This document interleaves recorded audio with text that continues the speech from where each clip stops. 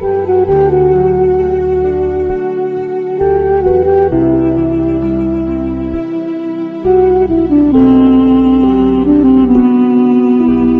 القلوب إلى الحبيب تميل ومعي بذلك شاهد ودليل أما الدليل إذا ذكرت محمدا.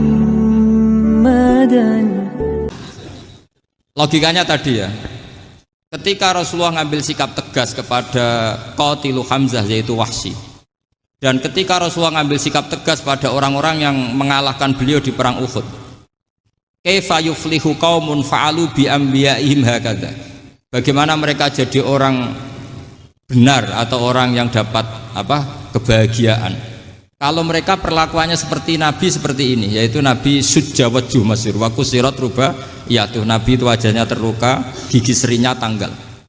Orang-orang seperti ini tuh nggak akan bejo kalau orang Jawa, nggak akan falah. Tapi apa yang terjadi? Allah menurunkan ayat laisa laka minal amri syai'un aw yatuba 'alaihim aw yu'adzibahum. Muhammad itu bukan wilayah kamu ngecap orang, menstigmasi orang itu tidak wilayah kamu. Saya bisa saja mengampuni mereka atau menyiksa saya itu atau menyiksa mereka itu wilayah saya, kata Allah. Saya bisa saja mengampuni mereka atau menyiksa mereka itu wilayah saya. Sehingga akhirnya apa? Rasulullah tidak ngambil sikap yang mungkin orang lain mengatakan itu tidak tegas. Tapi itu kearifan. Betul, akhirnya Wahsy malah masuk Islam. Khalid bin Walid panglimanya juga masuk Islam. Dan beberapa orang kafir juga masuk Islam, termasuk mimbenihim, ketuanya yaitu Abu Sufyan. Ini penting saya utarakan. Makanya ini saya baca pembenaran dari konstruksi pikiran tadi.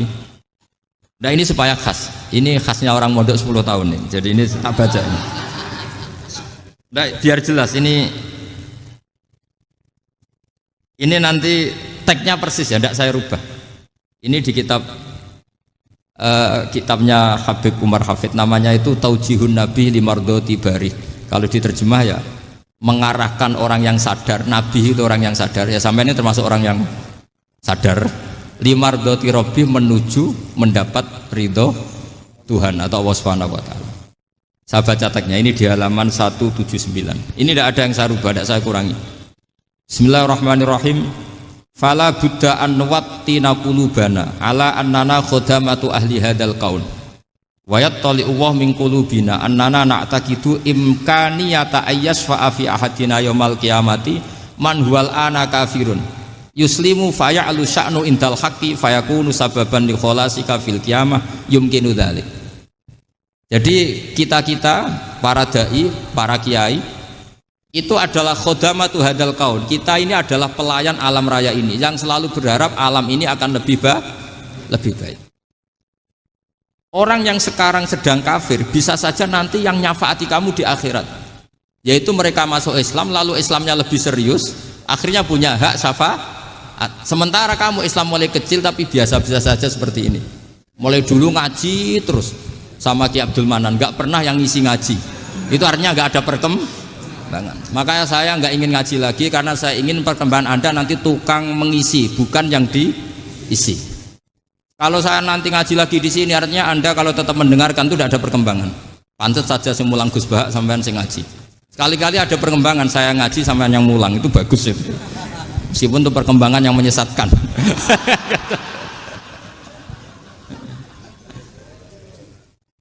Ini penting saya utarakan. Ini dawuhnya Said Umar ya.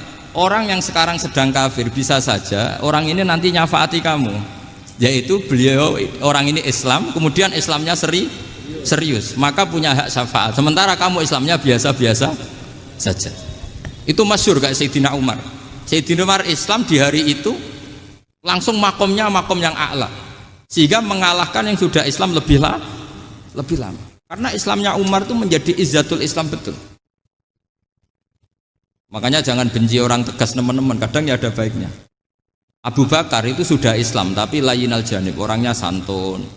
Kalau dipisoi orang yang menengahi lah, kira-kira seperti itu. Begitu juga Bilal, Ammar, Suhaib. Singkat cerita, Rasulullah itu sering dibully ya, sering disiksa orang-orang kafir. Rasulullah berharap, wah kalau yang Islam gini terus repot. melihat Umar ini petarung di pasar Uka, dia dapat uang itu kalau tarung, menangan. Kata Rasulullah, kalau ini yang Islam ya bagus. Beliau berdoa, Allahumma aizal Islam bi Umar. Itu kira-kira 2 hari dari doa beliau, Umar masuk Islam. Itu pertama masuk Islam itu orang-orang kafir diparani. Kalau kamu ganggu Rasulullah Muhammad tak bunuh. Semenjak itu orang kafir yang gentenan sembunyi. Sehingga kata para mereka yang Islam selalu jaya mut aslama Umar, ketika Umar masuk Islam. Itu dalam 1 hari Islam itu Rasulullah sudah ngendikan Umar yang Islam sehari ini imannya kalau ditimbang separuh ahli dunia masih unggul sama Islamnya Umar. Nah, bisa saja seperti itu. Jadi saya minta sama teman-teman yang mencintai ilmu, tidak tegas itu bagian dari ketegasan dalam ilmiah, karena kita ini tidak mengendalikan dunia, tidak mengendalikan hidayat, hanya Allah piyambak yang ngasih hidayat. Maka sikap kita laisalaka minal amri syai'un aw yatuba alaihim aw yu'adzibahum. Rasulullah yang ahabbul khalqi ilallah saja tidak boleh tegas karena semuanya potensi itu ada. Cuma kita tegas dalam kebenaran saja, tapi nggak perlu tegas dalam mengawal kebenaran. Kenapa demikian? Karena Islam ini agama yang akan dijaga Allah ila yaumil. Yang jaga Islam bukan PBNU, bukan PP Muhammadiyah, bukan kiai. Yang menjaga Islam namun Allah Subhanahu wa ta'ala. Makanya Sayyidina Umar itu kalau disuruh mikir Islam itu gak mau betul. Masyhur itu dalam tarikh. Umar mimpin itu sukses, banyak futuhat. Singkat cerita akhirnya orang tuh kelangenan, wah kalau Umar meninggal kayak apa. Sehingga Abdullah bin Umar setiap jalan-jalan tuh dibully, kalau sekarang dibully. Ya Abdullah bin Umar, bapak kamu itu gimana? Sudah sepuh mau meninggal kok tidak suksesi.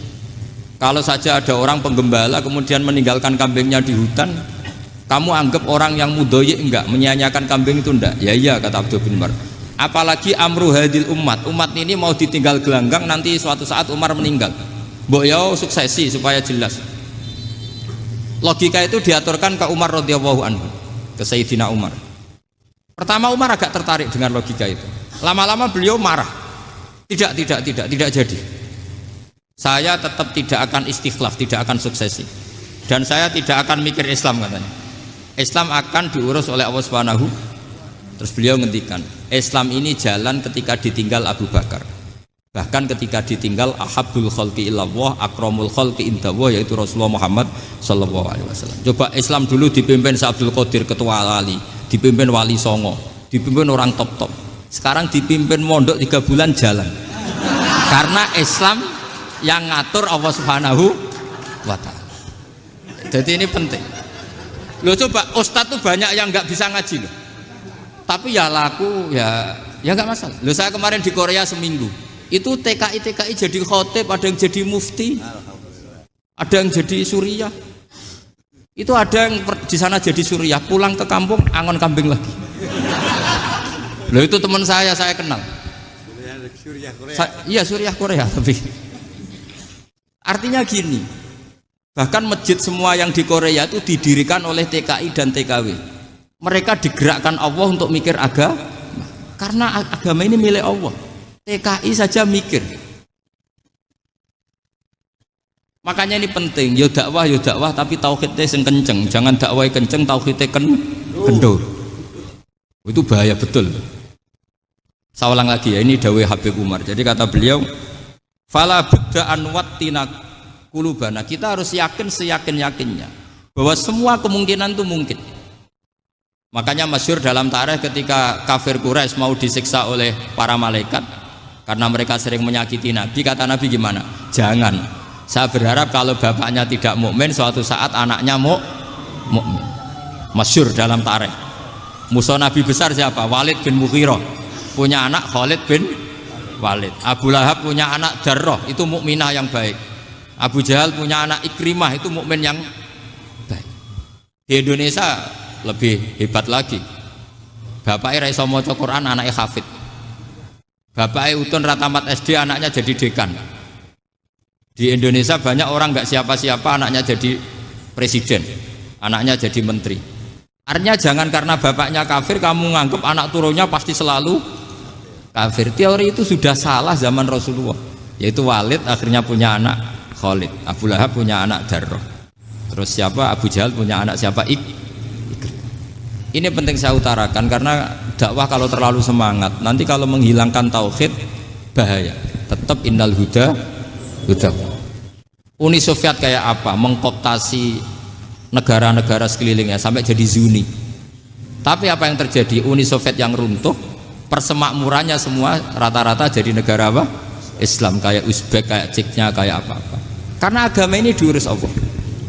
Sehingga kalau tapi kamu ngitmai agama nggak apa-apa. Makanya istilahnya Habib Umar khodamah itu pelayan, nggak apa-apa. Kita ngitmai agama itu nggak apa-apa. Dengan ngitmai terus mikir nggak apa-apa. Tapi jangan mikir yang merasa kalau kita mati wah nanti agama ini kukut karena saya mati. Kamu itu siapa? Agama Islam ini tidak pernah dipasrahkan kamu. Diurus oleh Allah Subhanahu Wa Taala sendiri.